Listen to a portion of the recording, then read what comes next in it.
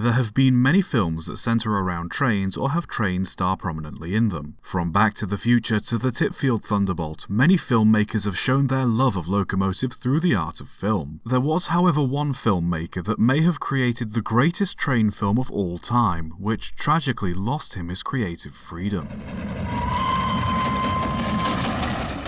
Joseph Frank Buster Keaton was a big-time Hollywood actor and stuntman in the 1920s during the silent era of cinema. He was born into a vaudeville family and got the nickname Buster before the age of 2 after he tumbled down a long flight of stairs and supposedly just stood up and shook it off. A close friend of the family saw it happen and remarked, "He's a regular Buster," which led Keaton's father using it as a nickname. Because of his natural talent to tumble over without injury, Buster and his parents developed a vaudeville act involving Buster goading and annoying his father. Buster's father would respond by picking him up and throwing him around, into scenery, the orchestra pit, and even the audience. While he found it fun to be thrown around, he eventually adopted a deadpan expression to help with the act, eventually becoming a trademark of his. After falling out with his father and with laws passed regarding children in vaudeville, at the age of 21, Buster and his mother moved to New York. There he met Fatty Arbuckle, who let Buster star in a few of his films. Buster and Arbuckle got along well, with Buster becoming Arbuckle's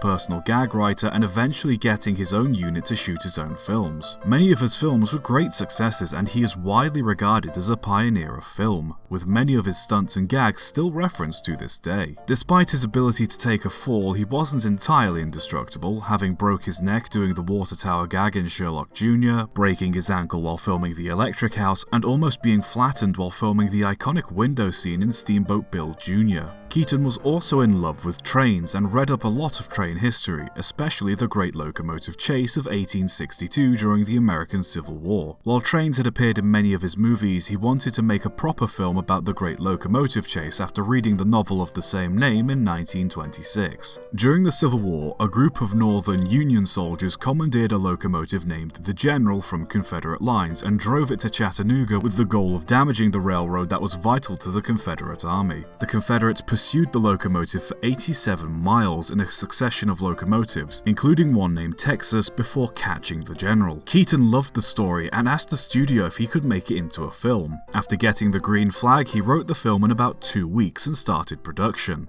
They shot the film in Oregon and started with a budget of $400,000. 2 Civil War-era locomotives were purchased, with a third being brought to be used in a train wreck. The atmosphere on set was supposedly very fun, and apparently the crew would frequently stop shooting to play baseball. The female star, Marion Mack, said that Buster completely ignored her to begin with, but later came to like her, often playing jokes with her on set. Every Sunday, the crew would play baseball in a nearby field, and supposedly Buster was so good, Mack said he could have been a professional player. Things weren't all sunshine and rainbows, however. The producer for the film was becoming angrier at Keaton over growing production costs, with the budget eventually reaching $750,000, as Keaton was building bridges and dams to control the flow of water for the battle scene. There were also numerous accidents on set, such as Keaton being knocked unconscious, an assistant director being shot in the face with a blank cartridge, a train wheel running over a brakeman's foot which resulted in a $2,900 lawsuit, and the wood-burning locomotives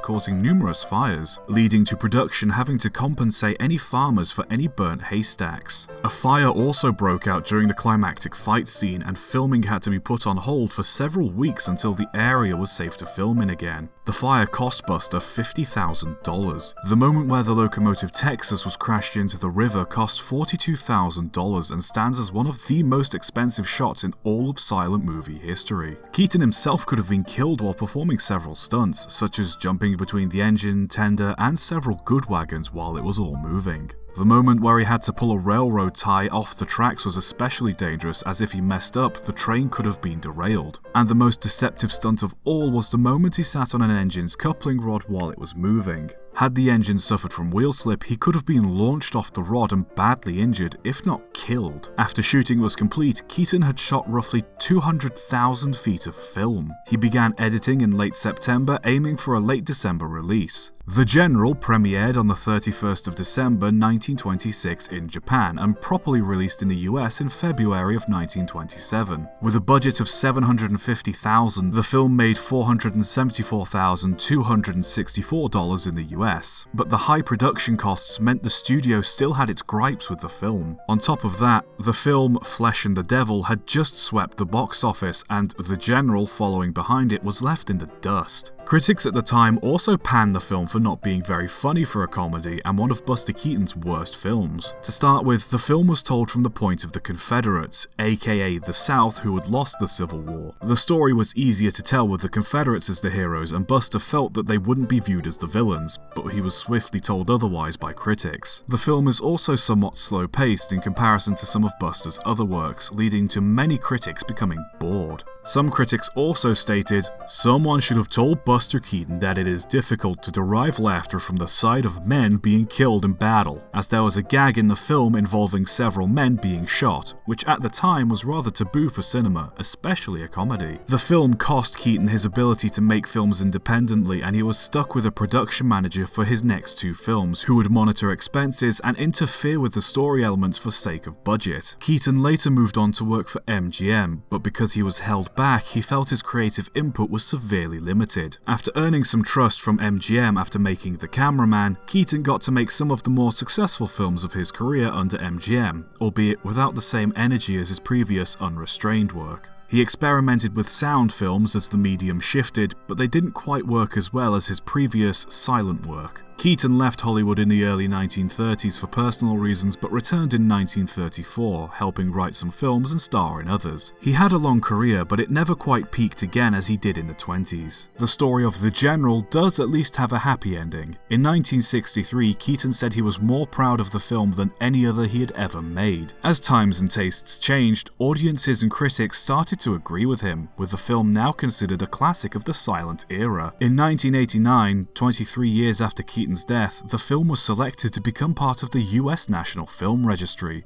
alongside other films such as Casablanca, Citizen Kane, Gone with the Wind, Star Wars, and The Wizard of Oz. Overall, a bit like Vincent van Gogh, The General is another sad example of something that may have just been a little ahead of its time. It's a fantastic film that's in the public domain and an amazing example of silent filmmaking. Had Buster held back, it may have just been another title in his filmography, but it's still a great film to this day. So the moral of the story, I suppose, is to follow your passion and stick to your vision, and that just because some people don't appreciate your work now, doesn't mean people won't appreciate it in the future.